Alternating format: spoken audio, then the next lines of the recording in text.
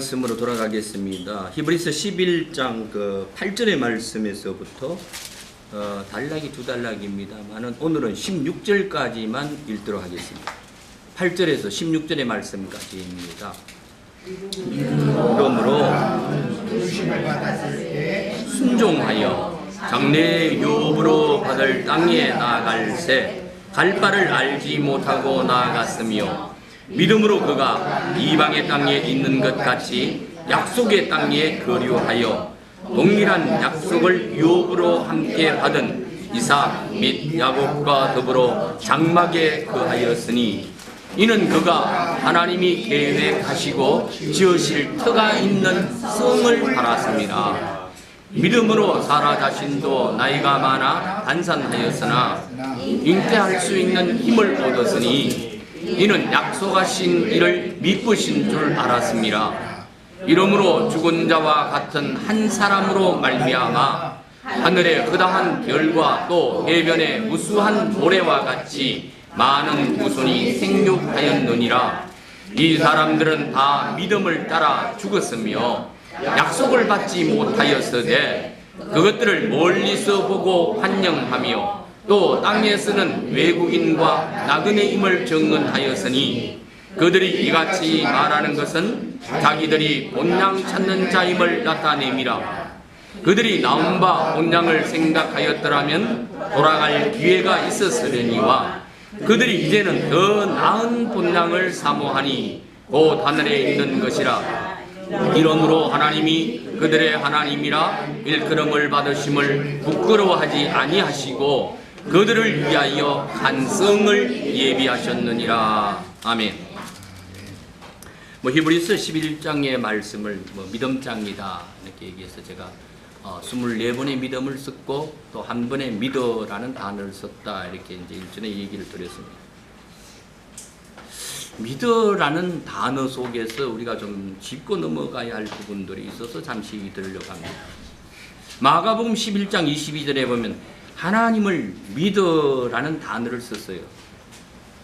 이게 에케테 피스팅 더우라는 단어를 썼는데 이것은 믿어라는 것으로 얘기했지만은 하나님의 믿음을 내가 소유하라 이런 뜻으로 되어져 있다는 것을 좀 얘기하고 싶어요. 그래서 우리가 자꾸 믿어라 믿어 이런 어떤 단어를 쓰지만은 하나님의 믿음을 내가 소유, 하나님이 믿음이 내 안에 왔을 때 그것을 소유하는 믿음으로 장착되어져야 되겠죠. 저 빌립보서 3장 9절의 말씀은 내가 가진 의인은 예수를 믿음으로 말미암은 것이라 이렇게 얘기했습니다. 알라텐디아 디스테오스라는 단어를 썼는데 이건 그리스도를 주격으로 하는 것인데 다만 그리스도의 믿음을 통과한 것을이라는 뜻이 있습니다. 무슨 말인지 이해가 되시죠? 우리가 믿음이라는 어떤 얘기를 자꾸 할 때 사람의 어떤 관념적인 어떤 것을 가지고 믿음이라는 것을 사용해서는 결코 안 된다는 얘기를 제가 지금 말씀드리고 있는 거예요. 그리스도께서 믿음 되시는 그분께서 내게 오셨을 때 그 믿음을 통과한 믿음이라야 된다는 얘기죠. 이런 것들을 우리 지체들이 좀 잘 생각하셔서 믿음이라는 어떤 단어를 쓸 때에 내가 어떻게 써야 할 것인가에 여러분이 좀 생각을 하고 써야 되겠다는 것이에요. 그래서 야고보서 2장 1절에는 예수 그리스도를 믿는 믿음을 받았다 이렇게 얘기했어요. 받았다는 것은 뭐예요? 내가 소유했다는 거예요. 소유했다 이런 얘기죠. 그럼 우리가 이러한 믿음이라는 어떤 단어를 쓸 때에 전에도 제가 말씀해 드린 것처럼 내가 믿고 소망하고 정말 바라는 존재이냐 아니면은 6장의 얘기처럼 내가 예언되어지고 주께서 언약하고 약속한 것이 내게 성취되어진 사람인가 하는 것은 엄청난 차이가 있다는 사실들을 기억해야 합니다. 그래서 오늘 우리가 세메론적이라는 세메론 단어를 쓰면서 오늘의 영적인 삶, 이 세메론은 생명의 날이라고 그랬죠. 오늘이라는 이게 구원의 날이라는 얘기예요. 이 말씀은 성령의 말씀이 내 안에 왔을 때 믿음 되시는 그분이 내 안에 오셨을 때 그 말씀이 내게 하시고 내게 들려지는 날이다 말이에요. 그게 세메론이라는 오늘이라는 단어입니다. 이런 것에서 우리가 보통 뭐 세상이라는 신을 쓸 때에 뭐 코스모스다 이렇게 얘기를 합니다. 그러나 저는 세상신이라는 것은 전체적인 어떤 얘기를 하지만은 저는 아이노스라는 단어를 쓰고 싶어요. 이것은 이 세대마다의 신이다라는 거예요. 자, 우리가 각자의 한 세대가 지나면 한 세대가 오는 것처럼 세대 속에서 내가 섬기는 신이 과연 무엇인가 하는 것을 기억해야 하는 것이지, 세상에 믿지 않는 자들이 보통 말하는 코스모스라는 이런 어떤 단어보다가는 좀 더 세밀하게 내가 아이노스라는 이 세대 가운데서 내가 어떤 신을 택할 것인가라는 것이죠. 이런 것들을 잘 기억하셔서 내가 어떻게 하나님 앞에 바로 세워진 믿음을 가야 할 것인가. 그래서 11장은 많은 선진들의 이야기를 우리에게 계속 예적으로 보여주고 있습니다. 그들은 우리와 같이 소유하지 못했지만은 바라보는 어떤 신앙이었지만, 그러나 그 속에는 그것이 바라본 것이 이루어진다는 어떤 소망 가운데 있었음을 우리에게 계속 말해주고 있기 때문에 그렇습니다. 자, 그 전 7절의 말씀에서 말씀 이후에 보면 8절에서 또 믿음으로, 앞전자에 보면 꼭 믿음으로라는 단어를 계속 썼어요. 우리가 이 믿음이라는 단어를 굉장히 많이 쓰죠. 우리가 믿었어. 근데 그 믿음이 제가 조금 전에 말씀해 드린 것처럼 어떤 믿음으로 나아갈 것인가 하는 것에서는 확실한 믿음이 있어야 된다는 거죠. 그래서 아브라함은 부르심을 받았을 때에 순종했다 이렇게 얘기했습니다. 자, 순종이라는 단어와 복종이라는 단어는 전혀 다른 단어이죠. 순종이라는 단어는 스스로의 어떤 그것에 순화되어지는 것에 따라가는 것이에요. 그러나 복종이라는 것은 어떤 명령과 무엇에 의하여, 절대적인 것에 의하여 다만 따라간다는 것이죠. 그래서 제가 율법주의적이다라는 단어를 쓸 때 제가 그래요. 하나님 당신은 입법자이십니다. 우리는 지킬 수밖에 없기 때문에 따라갈 거예요 라는 것은 율법주의적인 신앙이라는 것이에요. 은혜주의라는 어떤 단어를 만약에 쓴다면 그것은 자율적이죠. 은혜 대신 당신만이 나를 이끌 수 있다는 거죠. 그래서 나는 은혜 대신 당신을 따라 나의 모든 소유와 나의 모든 것들을 주와 함께 동행의 삶으로 완전한 것으로 이루어가기를 소망합니다 라는 것이 복음주의예요. 그것은. 자, 그러면은 오늘 아브라함에 대한 얘기들은 우리 지체들이 또 오늘 제가 하고 나면은 여러 가지 이제 얘기가 나오겠죠. 근데 저는 흘러가는 흐름의 어떤 얘기들로 마칠까 합니다. 자, 아브라함 전에 하나님께서는 사람들을 부르셨다는 기록은 없죠. 근데 창세기 14장에 보면서는 아브라함을 히브리인 중에 히브리인이다 이래서 강을 건넜다라는 것은 충분한 어떤 우리가 이해가 되어졌습니다. 자, 근데 오늘 단어에 보면은 아브라함이 갈 바를 알지 못하고 갔다 이렇게 얘기했습니다. 창세기 11장 31절에 보면 갈대아 우르에서 떠나 가나안 땅에 가고자 하더니, 자, 목적이 있죠. 분명히요. 어디예요? 가나안 땅으로 가고자 하는 목적이 있었습니다. 근데 중간에 인간의 욕심과 인간의 어떤 것에 의하여 하란에 이르러서 거기 거하면서 이제 고통과 고난을 당하는 일들이 이제 우리가 성경에서 기록되어져 있습니다. 자, 그러면은 갈 바를 알지 못한 것이 아니라 가나안 땅으로 가고자 한 것은 틀림이 없습니다. 그럼 우리는 이런 곳에서 우리가 갈 바를 알지 못하고 라는 어떤 단어를 쓰지만은 우리 속에는 하나님께서 내게 갈 바를 알게 하시며 하나님 당신이 나를 이끄시는 대로 내가 갈 것에 순종하는 믿음으로 그리스도를 영접했습니까? 이해가 되십니까? 지금 제 말에요. 자, 그렇기 때문에 우리는 주님의 부르심을 받아서 거듭난 우리들이라면 어디를 가든지 무엇을 하든지 다 주님의 섭리 안에 있다는 얘기예요. 우리가 어떤 갈 바를 정한다 할지라도, 사람이 그 일에 어떤 행사를 행하고자 할지라도 여호와께서 그 일을 이루신다 이렇게 얘기했습니다. 그래서 우연이라는 단어는 있다 없다? 그건 세상 사람이 하는 얘기예요. 그래서 나 같은 어떤 처지에 있는 것도 이런 환경 속에 나를 몰아가신 것도 나의 나되게 하신 하나님의 은혜라는 것을 깨닫게 하시려는 한 면과, 또 하나님은 이 이상 더 어떤 진리 안으로 들어오지 못하는 자들을 사생아와 같이 버리우겠다는 한 의면도 있다는 게 사실이죠. 양면의 유익을 위해서 하나님은 주신 것이죠. 예, 우리에게 어떤 환경과 처지 속에서도 말입니다. 자, 아브라함을 불러내는 갈대아 우르라는 단어가요, 이 단어인데 제가 이제 좀 크게 이렇게 썼어요. 갈대아 우르라는 단어가 이 단어인데, 여기 보면은 이제 Y라는 이 단어가 복수로 되어져 있어요. 그 다음에 이제 이게 단어가 우루카시딤이라는 단어예요. 갈대아 우르라는 단어가요. 그럼 요 앞에 보면은 DIC라는 이 단어가 마귀, 악마라는 뜻이 있어요. 이게요. 자, 그러면은 K라는 다시라는 이 단어는 뭐뭐와 같다는 전치사를 썼어요. 자, 그러면 요 우루카시딤이라는 단어는 마귀들 같은 빛이죠.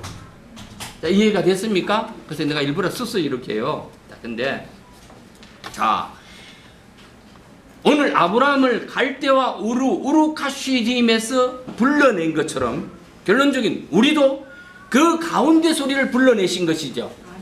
세상 신을 쫓아서 살았던 무의미한 삶으로 살았던 우리를 생명 되시는 하나님의 빛 가운데로 우리를 부르셨잖아요.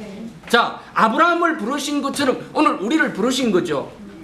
그렇기 때문에 자, 그러면은 우르라는 단어가 오르라는 단어에서 왔어요. 그럼 이 단어의 뜻이 뭐냐면은 빛이 난다, 비추다, 밝게 하다, 빛을 준다, 이런 뜻이 있습니다. 오르라는 단어가요. 자, 그래서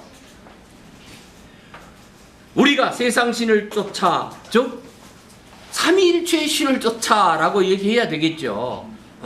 예수 그리스도 안에 있다 할지라도 우리가 성부와 성자와 성령이라는 어떤 삼위적인 것에서 그 신을 믿고 의지하던 것 가운데서 하나님은 더 깊은 곳으로 하나님은 우리를 부르셨습니까? 진리 가운데로 우리를 불렀다 이 말이에요. 세상의 어떤 종교의 삶에서 하나님의 참신을 쫓아 우리를 불렀다는 얘기예요. 이 얘기가요. 네?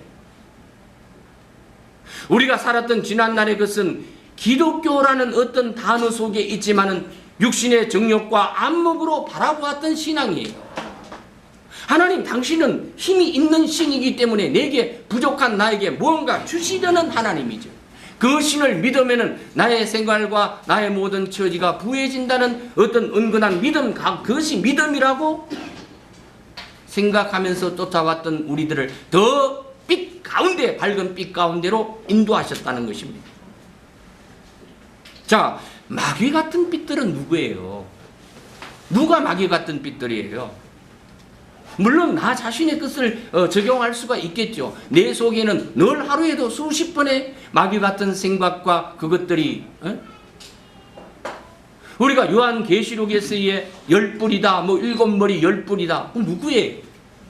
나 자신이에요. 내 속에는 그런 뿔들이 수없이 많거든요. 내게 유혹되어진다 싶으면 그 뿔은 솟아나게 되어 있어요. 물론 짐승의 표를 하면서의 큰 맥락으로 볼 수 있지만은 우리가 작은 소맥락에서 보면은 그게 나거든. 자, 마귀 같은 빛이라는 얘기는 빛을 비춘다는 의미가 있기 때문에 고린도후서 11장 13절에 보면은 이들은 거짓 사도들이에요. 광명한 빛으로 가장한 것들이죠. 예. 또 15절은 사탄도 광명한 천사로 의의 일꾼으로 가장한 빛으로 나타나기 때문에 그렇습니다. 그러므로 우리는 갈대아우르에서 떠났고 사울은 어디에서 죽었다? 다메섹에서 죽었듯이 우리도 죽었다. 이렇게 분명히 제가 얘기했습니다. 우리도 선진들이 따라 죽었던 곳에 내 자신이 죽어야 하는 거예요. 육신의 것은 죽고 영의 것은 참 것은 살아나야 되겠죠. 네. 자, 이게 갈라디아서 6장 14절의 말씀입니다. 그리스도로 말미암아 세상이 나에 대하여 십자가에 못 박혔다 이렇게 얘기했죠. 그럼 내가 또한 세상에 대하여 그러하다 이렇게 했습니다. 그러면은 자, 서로 죽었다는 얘기죠. 서로가 서로를 죽였다는 얘기예요. 그러면 세상과 나는 이제 이별인 거예요. 관계가 없다는 뜻이잖아요. 그러면 십자가에 못 박았다는 얘기를 우리가 많이 써요. 이런 것들은 우리가 어떠한 사건과 처지와 또 환경과 돈과 명예와 지식과 인간적인 어떤 사랑 등등등이 우리가 어떻게 하나님 앞에서 내가 왼편에 설 것이냐 오른편에 설 것이냐라고 제가 얘기한 적이 있습니다. 십자가 져야 되는 거죠. 십자가 지고 가야 되는 거예요. 이게요. 그게 제 몫의 십자가예요. 우리가 이러한 말들은 쉽지만은 실제적인 어떤 삶 속에서는 너무 어렵다는 거예요. 이게요. 왜 그런가? 말씀이 내 안에서 자체화되지 않고 임마누엘 되지 않기 때문에 그렇습니다. 그럼 다른 방법은 하나도 없어요. 우리는 오직 진리의 말씀을 많이 듣고 부지런히 말씀을 먹고 묵상하면서 완전한 데까지 나아가기를 애쓰고 힘써야 되는 것이지요. 그래서 이 마지막 세대에 믿음이 있느냐라고 물으신다는 거예요. 자, 9절의 말씀에 또 믿음으로 시작했습니다. 자, 이방의 땅에 있는 것 같이 약속하신 땅에 거류 이랬는데 옛날 그 단어에 보니까 우거하였다 이렇게 되어져 있어요. 동일한 약속을 유업으로 함께 받은 이삭 및 야곱과 더불어 장막에 거하였다 이랬습니다. 자, 이방에 있는 것 같이 우리 녹초가 이제 이방 땅에 왔어요. 네. 나그네처럼이라는 단어인데 약속하신 땅에 우거하여 동일한 믿음의 약속을 함께 받은 아브라함이 이삭을 낳았고 이삭이 야곱을 낳았고 그리고 아브라함이 죽기 전에 이삭과 야곱과 함께 살았다는 얘기입니다. 장막 안에 거했다는 얘기니까요. 이런 것들을 대충 제가 계산해 보니까 뭐 한 15년에서 얼마 동안 아브라함이 손자였던 이삭과 같이 함께 우거하였던 것 같습니다. 자, 하나님은 아브라함에게 이런 얘기를 창세기 15장 4절에서 내 몸에서 낳을 자가 내 후사가 된다 이렇게 얘기했습니다. 그리고 21장 3절에서는 아들을 낳고 이름을 이삭이라 하라 이렇게 했고요. 또 21장 12절에는 이삭에서 난 자가 내 씨라 칭함을 받으리라 이렇게 미리 말씀을 해 주셨습니다. 우리가 이 땅에서 사는 것은 나그네의 삶이라는 것은 너무나 잘 아는 거죠. 나그네의 삶이라는 것은 이 땅에 육신적인 어떤 삶을 통하여 하나님의 의를 이루어가는 기간일 뿐이라는 사실은 우리가 너무 잘 알고 있어요. 이런 삶들을 살아갈 때 내가 어떻게 하나님 앞에 인정된 믿음의 삶을 살 것인가 하는 것이 중요하겠죠. 자, 10절의 말씀을 한번 넘어가 봅시다. 이는 그가 하나님이 계획했다 이랬는데 전 단어에는 경영하시고 이렇게 했습니다. 지으실 터가 있는 성을 바랐다. 이 성에 대해서는 형제님을 통해서 이제 많은 것들을 했어요. 자, 이것보다는 제가 오늘 하나님은 설계자가 되시기 때문에 설계자가 되시는 하나님이 경영하시는 기초를 가지고 그 성을 바라봤다. 이런 의미가 있겠죠. 이런 것들을 우리가 좀 기억해 보면서 내가 어떻게 하나님 앞에 나아가야 될까? 어떤 믿음으로? 믿음이라는 단어는 수없이 내가 썼는데 그들은 모든 선진들은 믿음 안에서라는 어떤 단어 속에서 한 성을 바라보았습니다. 한 성에 대해서는 뭐 형제님이 아주 그 이상적으로 써놓은 거기 때문에 여러분이 잘 아십니다만은 형제님 것을 인용했습니다. 믿음의 선진들과 그들을 위해 예비하신 한 성의 이상에 대한 것을 형제님이 써놓은 것을 제가 이제 말씀해 드리는 거예요. 우리는 믿음의 어떤 결과적인 것을 이루어가는 것은 무엇입니까? 하나님께서 우리에게 약속하신 기업을 상속받는 것이죠. 예. 그러면 그 기업을 상속받는다는 게 어디에 간다는 얘기예요? 예? 예? 어디에 간다는 거예요? 방금 얘기했는데 답을 다 가르쳐 드렸는데 한 성에 들어가는 거예요. 그게 우리의 이상은 그곳에 있잖아요. 그럼 그곳에 들어가는 사람은 이긴 자지요. 예. 그래서 우리의 앞서서 지금 오늘 히브리서 11장에 믿음에 앞선 선진들이 이렇게 달려갔다는 것은 무엇을 보고 달려갔다고 얘기했죠? 오늘 한 성의 이상을 보고 달려갔다 이렇게 얘기했습니다. 그럼 선진들의 꿈이 우리의 꿈과 동일해야 되겠죠. 당연히요. 예. 그러면 우리는 이러한 이상과 모든 것들을 한 교회의 실행 가운데서 이루어져야 되겠죠. 혼자서 이루어갈 수는 없다는 거예요. 예?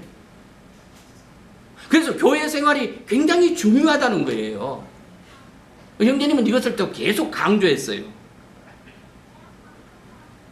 이 땅 안에는 많은 교회의 무리라는 어떤 무리들이 있지만은 어떤 이상과 계시를 따라서 모임을 실행하고 있는가가 굉장히 중요하겠죠. 예. 다 자기가 중요하대요. 그러나 우리는 더 중요합니다. 그래서 계시록에서는 두 등대, 두 정인이라는 것을 기록하시면서 이제 비밀의 것들을, 교회에 대한 비밀의 것들을 쭉 얘기합니다. 그래서 빌라델피아의 교회와 그 교회의 인도자가 하나님의 간종이다 하는 것을 계시했고요. 그러면 우리가 이러한 성경을 읽을 때에 우리의 눈이 밝게 보는 신령한 눈이 열린 자가 되어야 되겠죠. 읽으면 우리의 눈이 열려야 되잖아요. 예. 우리가 마지막 때에는 영혼을 추수하여 옮기는 처수의 장소에는 믿음의 정인들에게 주시기 위해서 예비한 한 성인데, 이 성에 들어간다는 것은 회복되어진 에덴 동산의 복귀를 의미하고 사람의 영원한 본향으로 돌아가는 의미다. 이렇게 얘기했어요. 참 굉장히 그 읽으면서 저도 감명을 많이 받았습니다. 근데 이 천년 왕국이라는 얘기가 이 속에서 이제 우리가 모한 형제를 제가 이제 얼마 전에 만나면서 제가 지금 시간이 좀 없어가지고 그 어떤 한 그 히브리어 헬라에 능통한 사람이 그 천년 왕국에 대한 것을 확실하게 얘기하고 있으니까 저보고 이제 그걸 좀 들어보라 그러더라고.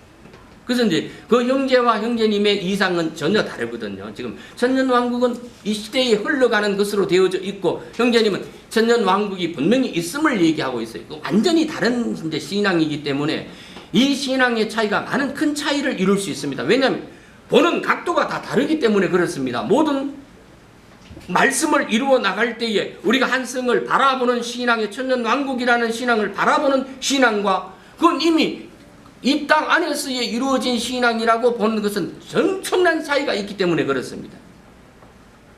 제가 이제 그 MP3를 다운받아서 저한테 좀 주었어요. 읽어보라 그러더라고요. 제가 이제 히브리어 헬라를 좀 보고 있으니까 제가 이제 명확하게 좀 보려고요. 그래서 무엇이 잘못된가 하는 것을 확실하게 해서 잘못됐다면은 내가 그 형제에게 이제 반문해서 명확하게 한 번 더 얘기를 해야 되겠다. 이런 것을 있습니다.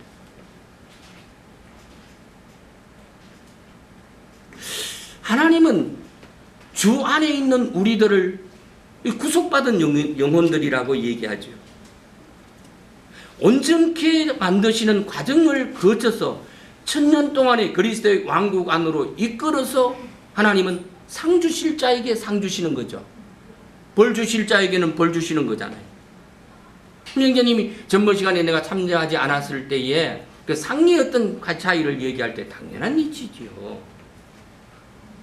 단회적으로 이루어진 영의 어떤 것이 아니라 혼의 구원의 정도에 따라서 천국은 격차의 세계이다.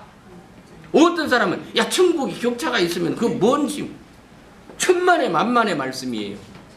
그러면 우리가 뭘 애쓰고 힘써가지고 구원의 믿음을 이루어 가려고 애쓰는 거예요. 똑같은데 성경은 수없는 어떤 과정을 얘기하면서 10골, 5골, 몇 골을 다스리는 어떤 그 상에 대한 얘기도 분명히 있기 때문에 그렇습니다. 물론 인간 세상적인 어떤 부분은 아니겠지만은 우리는 지적하는 어떤 이 세상에서는 남을 지적하는 어떤 판단이라고 얘기하죠. 그래서 뭐 성경은 내 눈에 있는 들보를 보지 못하면서 왜 남의 눈에 티끌을 보느냐 뭐 이런 얘기들은 한 얘기를 하는 것은 맞아요. 우리가 이런 것들을 보면서 우리 자신들이 어떤 성도들과의 관계 속에서 여러분들은 관여가 있기는 있어야 되겠죠. 왜냐하면 지체들 간에 어떤 권면의 말은 있어야 되기 때문입니다. 그러나 지나치면 안 되죠. 그 사람의 인생 속에 깊이 들어가서는 안 된다는 얘기입니다. 좌지우지할 수는 없는 거예요. 그건 각자에게 주신 하나님의 섭리 가운데 그 사람을 이끌어가기 때문이죠. 더 믿음의 강성한 자에게는 하나님은 그 믿음의 강성한 대로 큰 채찍으로 때릴 수도 있겠죠. 약한 자에게는 약한 매로 때릴 수 있다는 거예요. 그 정도의 차이가 있기 때문에 우리는 어떤 간섭을 할 때에 이런 것들을 심히 조심해야 한다. 예.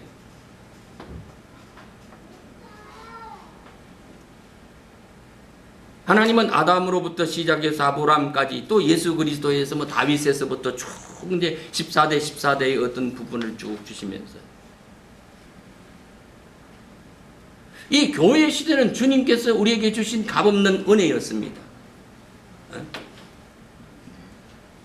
재림 이후의 공의의 시대는 천국이 나타나는 시대, 하나님의 공의가 세상에 실현되는 시대이다. 형제님 이렇게 표현했습니다. 이제 마땅한 얘기죠. 네. 하나님은 우주 만물의 어떤 흐름과 그 계시를 통하여서 하나님의 역사 안에서 인류의 역사를 통해서 많은 하나님의 자녀 아들들을 얻게 되어졌었습니다. 그건 시대마다 악한 자와 패역한 자와 또는 어떠한 자들을 심판하시기도 하고 또 하나님은 다수보다 소수의 무리들을 구원하셔서 14만 4천에 이르게 하신 것은 틀림이 없습니다. 우리가 성경을 통하여 노아의 홍수를 통하여 심판의 과정이 이르게 하고 또 이스라엘 민족들이 북남 이스라엘로 가리워질 때도 하나님은 아수르와 바벨론에게 포로로 잡혀가게 하셔서 그들의 징계하시는 모습들을 우리는 볼 수 있기 때문입니다. 오늘 이러한 과정들을 쭉 통하여 볼 때에 우리가 어떻게 이 시대의 교회가 어떻게 타락되어졌는가 하는 것은 우리가 잘 아시죠. 주님께서 세우신 교회가 로마교라는 어떤 콘스탄티누스 313년에 뭐 그 얘기는 수없이 들었습니다. 그러나 하나님은 늘 심판하시되 무엇을 남겨놓으신다? 성경에 보면은 내가 거루터기를 남겨놓는다고 얘기했습니다. 이를 가지고 형제님은 아주 좋은 표현으로 빈천한 자들이다. 성경에는 다 포로로 잡혀갔는데 누구를 남겨두게 됩니까?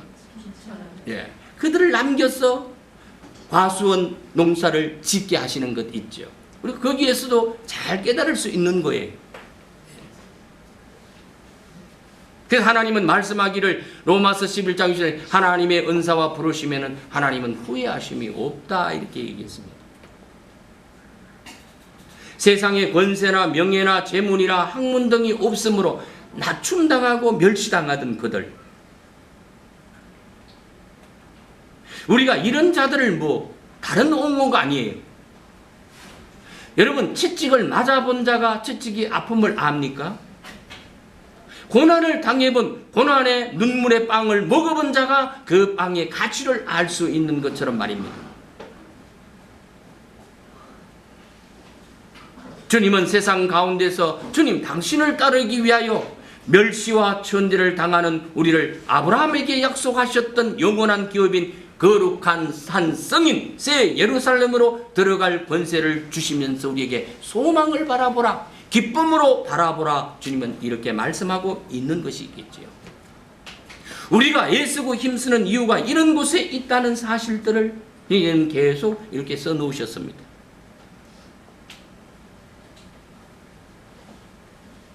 하나님은 때를 따라서 종들을 보내십니다. 온 땅에 진리가 가로막혀져 버렸어요. 어두움이 충만 중에 충만합니다. 그러나 하나님은 빛의 사자들을 여전히 보존하시면서 그들의 간정이 간정되게 하십니까? 예. 우리가 한 세대를 살아가는 그 세대의 전환점에서 어떻게 우리가 무엇을 위해서 있어야 하는가는 스스로 지체들과 나 자신이 바라봐야 되겠죠.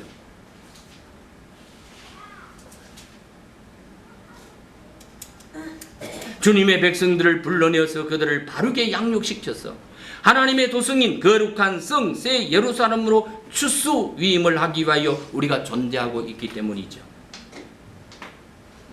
우리의 인생의 목적, 믿는 것은 무엇이죠? 결국 이 한 가지를 위한 그뿐이겠죠. 사실적으로 여러 가지 어떤 과정을 얘기하고 있지만 우리는 그 한 성을 바라보면서 가는 거예요. 자, 그래서 10절의 말씀에서 보면은 터, 기초, 주축, 이게 도대체 누구냐가 굉장히 중요한 거예요. 그래서 뭐 모래 위에 지은 집터는 무너지게 되어 있다, 뭐 이렇게 얘기해요. 마태복음 16장에는 이 반석 위에 내가 교회를 세운다, 이렇게 했습니다. 물론 반석이라는 것은 그리스도를 나타내지요. 그러면 우리가 터나 주초는 그리스도의 말씀으로 기초되어진 그런 것이 되어져야 되겠죠. 마땅히요.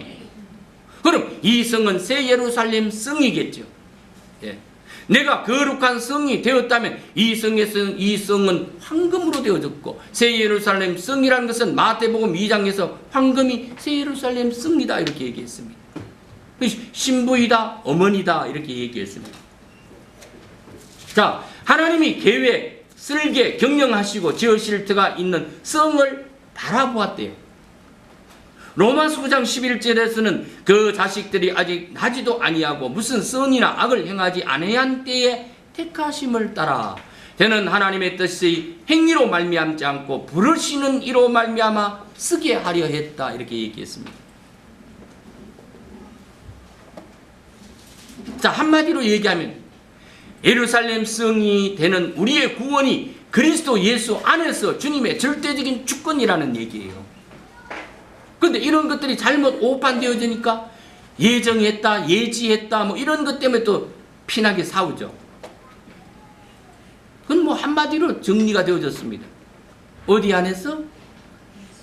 그리스도 안에서. 잠언 3장 5절에 보니까 범사의 거문을 인정해야 된다, 이렇게 얘기했습니다. 왜 그렇습니까? 주님의 은혜로 지금의 나 된 것이 나이기 때문입니다. 그래서 그 은혜에 감사하며 범사의 그를 인정하는 것이겠지요. 자, 11절의 말씀으로 돌아가서 전 여기에 의문이 하나 있는 것을 발견하게 되는데 아마 형제님에게 제가 물을 것이에요. 자, 믿음으로 사라 자신도 나이가 많아, 늙었어. 어떤 정상적인 인간의 나이를 넘었다는 얘기지요. 단산했다라는 말은 수태하지 못했다는 얘기입니다. 잉태할 수 있는 힘, 능력을 얻었으니 이는 약속하신 일을 미쁘신 줄 알았다. 옛날에는 확신했다, 이렇게 얘기했습니다. 옛날 그 단어가 더 실감 있는 단어인 것 같습니다. 안 것과 확신한 것은 좀 다른 의미가 있다고 저는 생각되어지기 때문에 그렇습니다. 자, 우리말 성경에는 없더라고요. 근데 스테반이라는 그 여기에는 보니까 티코트라는 단위, 나타이라는 단어가 있습니다. 자, 이 나타라는 단어에는 겟나오라는 단어도 있고요.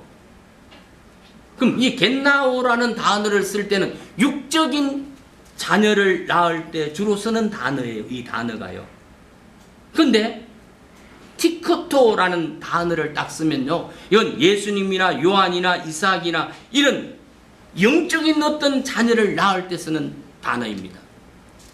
우리는 다 뭐 나았다라고 얘기하지만 그 단어 속에서도 이런 것들이 있음을 우리는 기억해야 되겠지요. 물론 영감적으로 이런 우리 지체들이 잘 알 수 있을 거라고 저는 압니다. 예.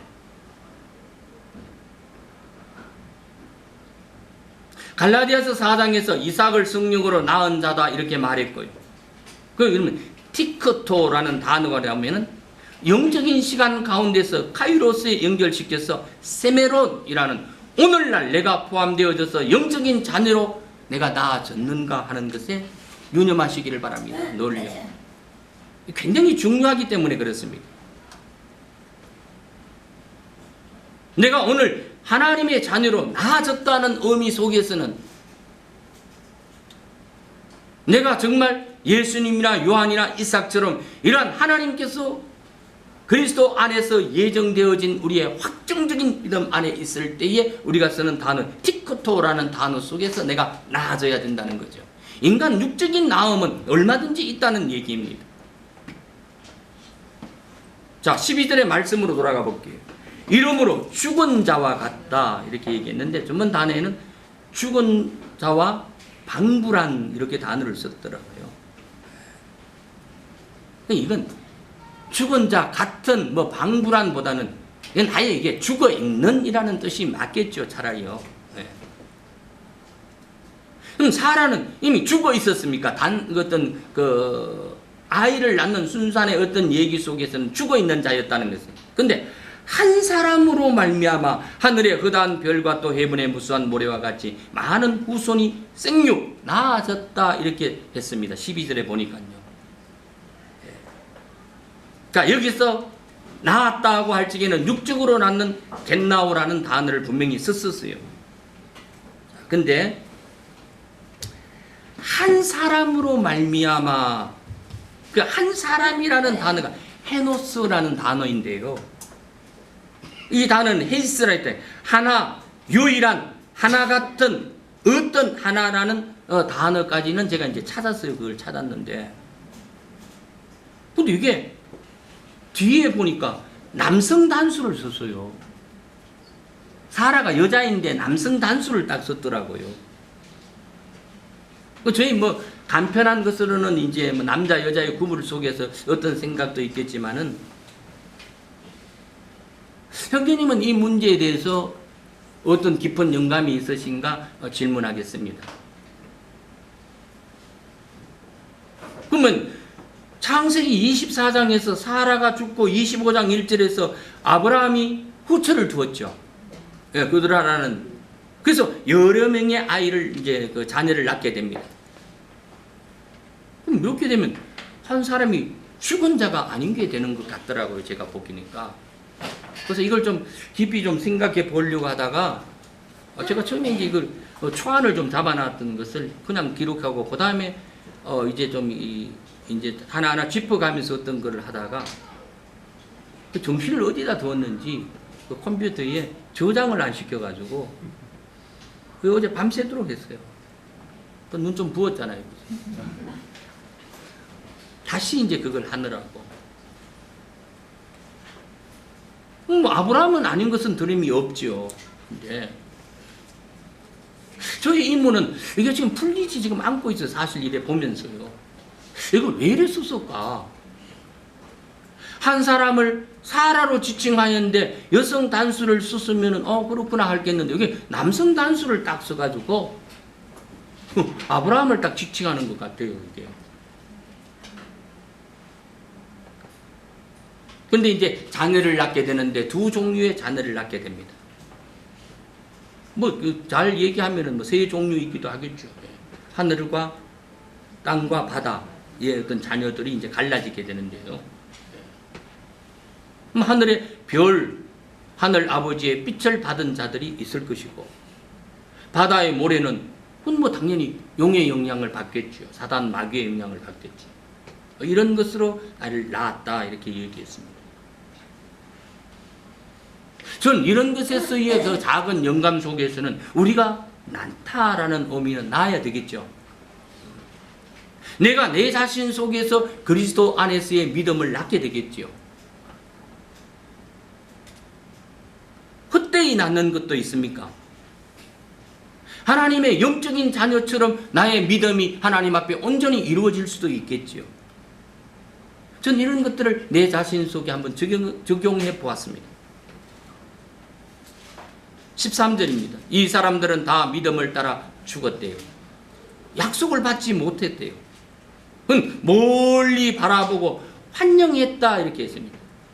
그건 확신하고 환영했다 이렇게 되어져 있는데, 또 땅에서는 외국인과 나그네의 힘을 정언 이런데 시인했다 이렇게 전장. 다 믿음을 따라 죽었다는 것이죠. 자, 믿음을 따라 죽었다는 얘기는 형제님을 통해서 들었죠. 이게 뭐예요? 죽음을 보지 않고 죽었다는 얘기잖아요, 이게요. 아, 믿음을 따라 죽었으니까. 네. 아, 물론 고린도전서 15장입니까? 그게? 혈과 육은 하나님 나라를 유업으로 받지 못한다는 게. 물론 당연한 이치이죠.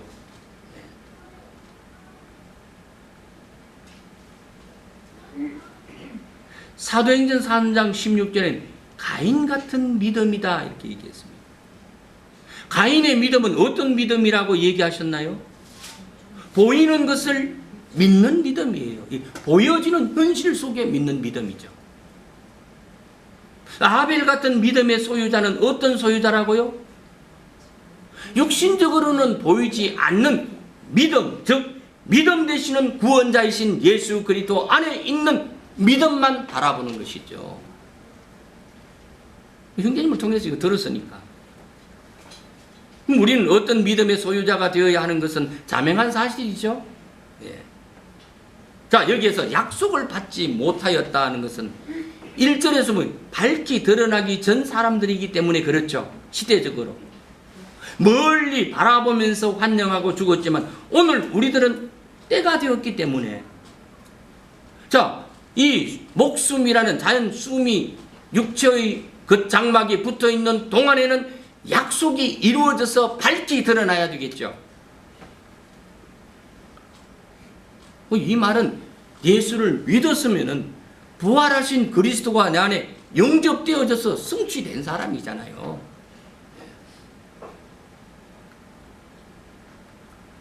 자, 근데 시편 32편 52절에 보니까 여호와께서 모세에게 이렇게 말했습니다. 내가 이스라엘 자손에게 주는 땅을 네가 바라보기는 하는데 너는 들어가지 못한다. 이 말을 제가 얘기했죠.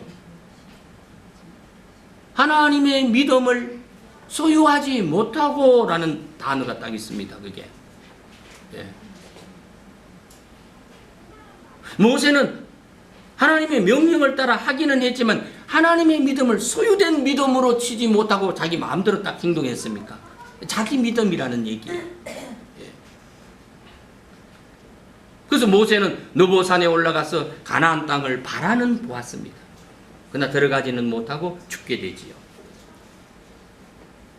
그럼 한번 적용시켜 봅시다. 우리도 늘 바라만 보고 있으면 됩니까? 반드시 주께서 약속하신 언약의 말씀들이 내 안에 성취되어진 실체가 되어져야 된다. 저는 계속 이걸 주장하는 거예요. 그런 열매들은 각각의 지체 속에서 나타나야 되겠죠. 아, 열매가 나타나야 된다고 그러니까 어떤 행위적인 열매를 얘기하는 건 전혀 아니니까 잘 알아들으십니까?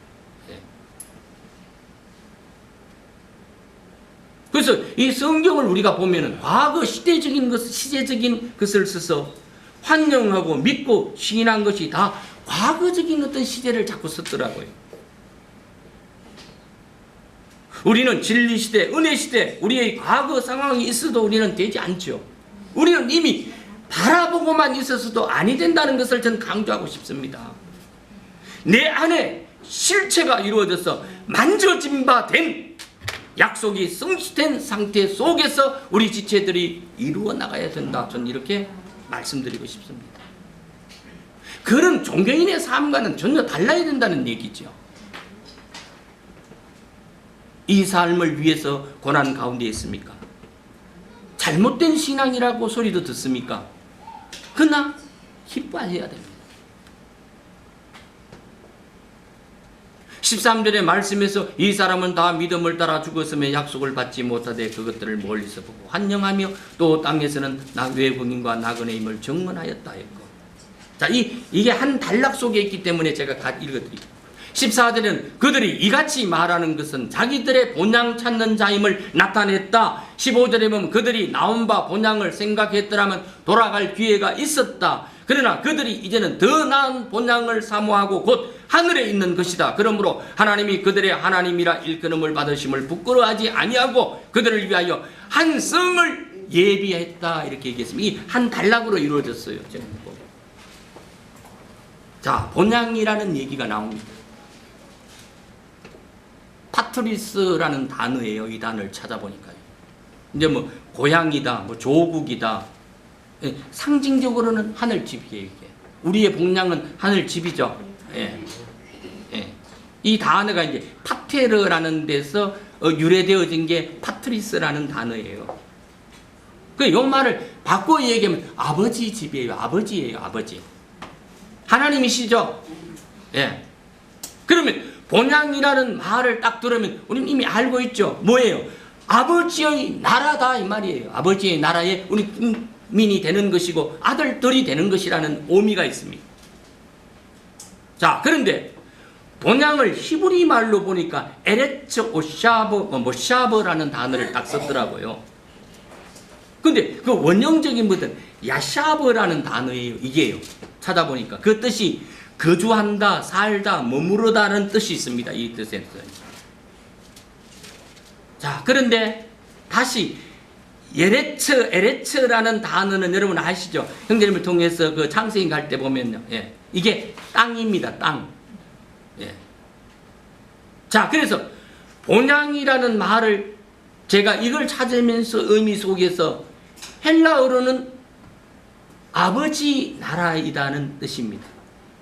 근데 히브리어의 뜻으로 딱 보면은 땅의 거처이다 이거예요. 그러면 우리가 이상적인 영의 본향으로 돌아가는 것은 아버지 나라입니까? 그러나 육신이 죽어가는 것은 내 고향 땅입니까? 이걸 대비되어져 있더라고요. 근데 우리는 본향을 찾는데 아버지 나라에서 나온 적은 아직 없죠. 그한 적이 없잖아요. 아직까지. 그러나 창세기 2장에서 보니까 이런 돌아갈 길이 있었는데 하는 것은 뭐예요? 창세기 아담의 세계로 돌아가고 싶은 본향이겠죠. 그들은. 그래서 2장에서 아담은 에덴에서 그하다 살다가 3장에서는 선악의 지식의 나무를 먹고 4장에는 쫓겨나게 됩니다. 자, 그럼 이 말은 본향이라는 말은 두 가지로 쓸 수 있다는 얘기죠. 하나는 땅의 거처라는 어떤 의미도 있고 그것은 에덴으로 돌아가야 된다는 의미겠죠. 네. 그래서 14절에서는 본향 찾는 것을 나타낸다고 얘기했고 15절에서 본향을 생각했더라면 돌아갈 기회가 있었다 이렇게 얘기했습니다. 그리고 16절에는 이제는 더 나은 본향을 사모한다 이렇게 얘기되어져 있기 때문입니다. 그러면 우리는 땅의 거처인 에덴보다는 더 나은 본향을 사모하는 것은 당연한 이치겠지요. 우리 그 삶을 살고 있기 때문에 그렇습니다. 오늘 여기까지 할게요.